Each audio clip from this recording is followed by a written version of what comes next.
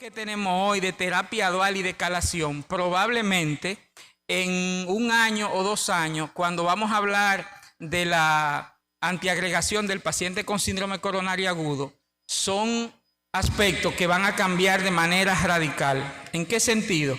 En que ya la aspiración que tenemos cuando tenemos un síndrome coronario agudo es a dar terapia muy acortada de dual, y aparte de eso, hay ya la intención, que vamos a ver más adelante, de eliminar la aspirina de esta terapia.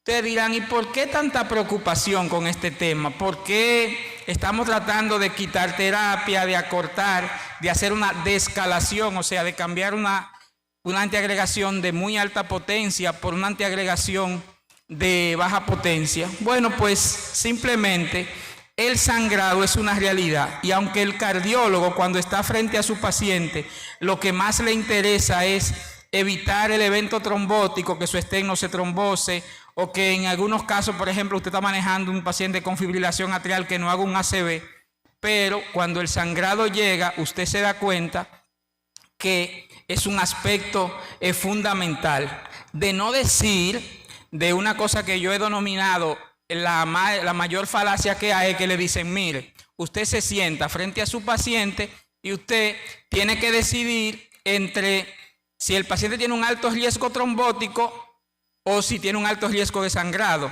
Lamentablemente, esa división no existe. Porque ¿cuál es el paciente que tiene mayor riesgo de hacer trombosis?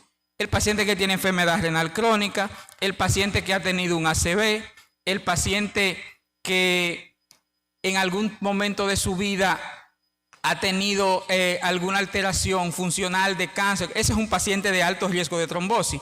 Pues resulta que cuando usted analiza, ese es el mismo paciente que tiene un alto riesgo también de sangrado. Entonces, es una falsedad querer que haga una correlación e identifique su paciente de alto riesgo de trombo, identifique su paciente de alto riesgo de sangrado. A veces es el mismo paciente. Entonces, estos conceptos que vamos a emitir van hacia ese sentido.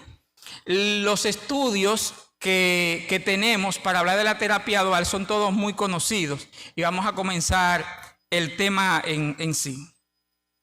Miren, el síndrome coronario agudo es una caja de sorpresa porque tiene un espectro muy amplio. Va, como vemos el primer caso, de un paciente que tiene pocos síntomas, que no tiene cambios en el electro y que no tiene troponina positiva. Y a veces ese paciente puede ser multivaso y necesitar una cirugía, ¿eh? Ese es el contexto de un paciente muy simple. Pero también está el paciente muy complejo que tenemos, que es aquel paciente que usted recibe en emergencia, que tiene una fibrilación ventricular, y con esa fibrilación ventricular el paciente hay que resucitarlo, llega en paro, y solamente quizá tenga lesión de una coronaria derecha. Entonces es el aspecto de que a veces la clínica es muy florida y tiene un paciente un solo vaso, o la clínica es muy leve y ese paciente tiene mucha enfermedad. Usted podrá como clínico darle una explicación a eso, pero en el momento realmente la dicotomía es bastante amplia. Desde que usted identifica a estos pacientes, ya usted como clínico comienza a ver la necesidad de qué va a usar este paciente. Cuando el paciente llega con una alta carga trombótica, cuando el paciente llega en una condición clínica muy severa, en nuestro medio tendremos a aspirar a terapia que sea mucho más potente. Hablo de nuestro medio porque la realidad es que todos los pacientes deberían ir a ticagrelor o prasugrel, excepto los pacientes de fibrilación atrial. Pero lamentablemente no es esa la situación que se nos da, sino que tenemos que usar clopidogrel en pacientes que tienen alto riesgo y ese tipo de cosas. Porque el que no hace una evaluación socioeconómica del paciente que tiene en el frente puede ponerle una terapia que el paciente no pueda llevar, o que esté usando, por ejemplo, ticagrelor una vez al día y esté desprotegido la mayor parte del tiempo, y que esa sea la causa de una estentrombosis, por ejemplo. Fíjense cuán grande es el espectro. Esta diapositiva a mí me encanta.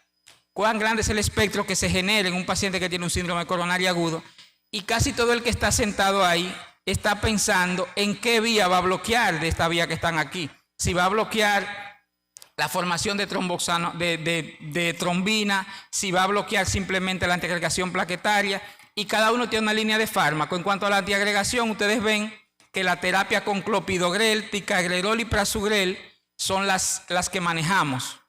De esas, todas van a tener una gran utilidad en el paciente, pero como yo les dije, casi siempre nos tenemos que enfocar en tica y prasu para el paciente con síndrome coronario agudo, aún no siendo nuestra práctica diaria.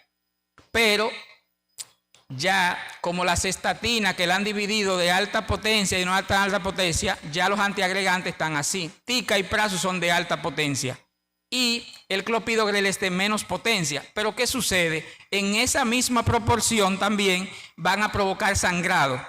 Y por eso, aunque usted se siente tranquilo porque está manejando su paciente adecuadamente, pero tiene que tener en cuenta que el sangrado es una realidad y que tiene que manejarla. Aquí el enfoque básicamente hacia la antiagregación, como lo vemos, y una de las primeras terapias que se comenzó a utilizar fue con aspirina sola, pero la aspirina sola realmente ayudaba a los gráficos en la cirugía, pero en el paciente que se le colocaba el material, que se le colocaba el metal, no tenía la potencia o el poder que necesitamos para un paciente que está usando este tipo de dispositivo. Aquí están todas las medicaciones que ya yo les he citado. Y aquí está lo que básicamente hacemos con un paciente. Cuando hay un síndrome coronario agudo, con o sin elevación del ST, el protocolo va hacia que este paciente se le dé un año de terapia dual. Si es un paciente en fibrilación atrial, el protocolo es diferente, se le da un mes de terapia triple y posteriormente se le pone solamente un anticoagulante con el clopidogrel. Y así vimos también en paciente agudo, paciente crónico, la terapia es similar. En el paciente crónico la obligatoriedad son 6 meses, en el paciente agudo lo ideal es que se dé un año, pero eso depende mucho del riesgo de sangrado. Si es un paciente con un riesgo de sangrado muy elevado, debemos tener pendiente que lo ideal es hacer esquema más acortado.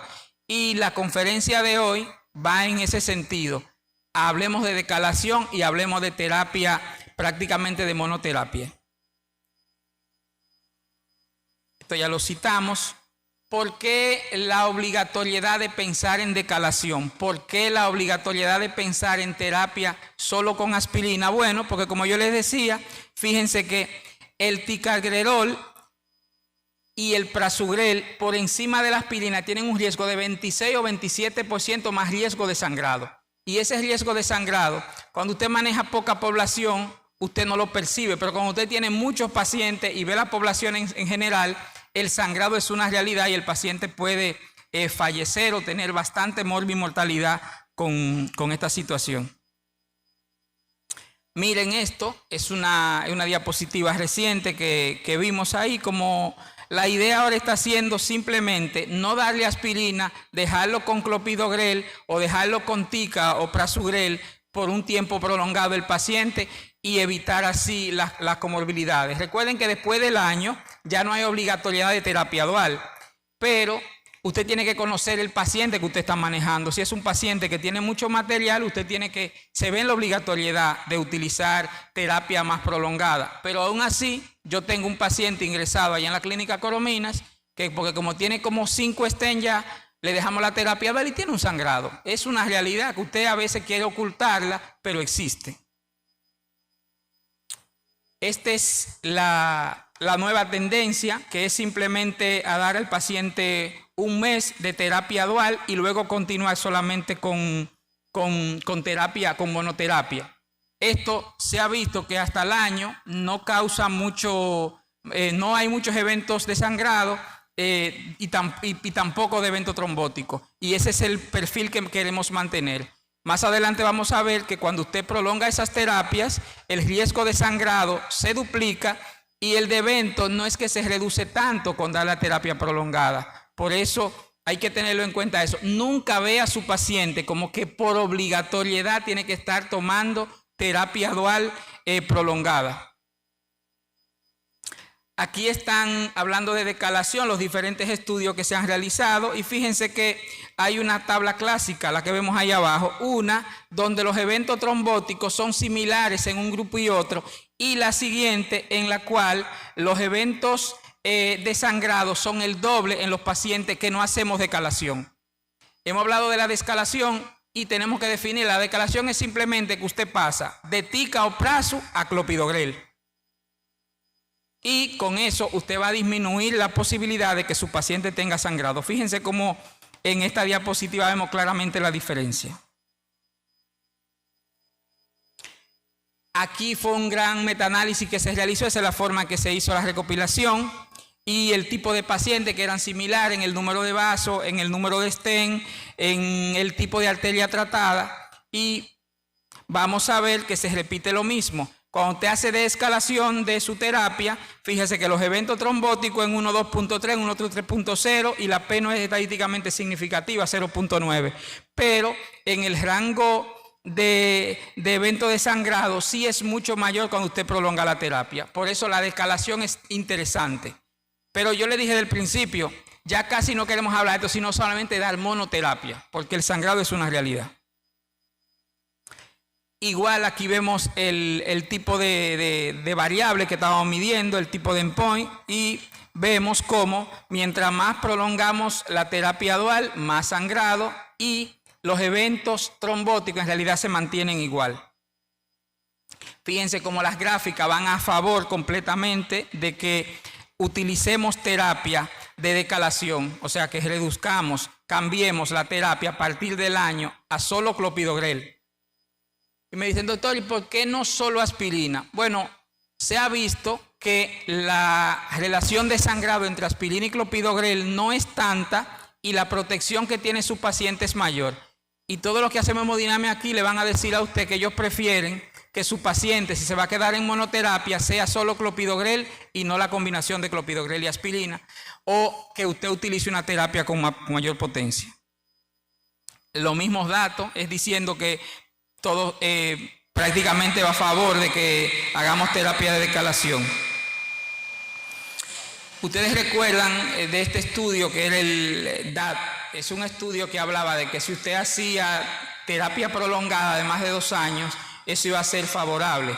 Y no, realmente no. Fíjense cómo el riesgo de evento coronario era similar, en cambio el riesgo de sangrado era mucho mayor. O sea que la terapia dual prolongada no es una opción.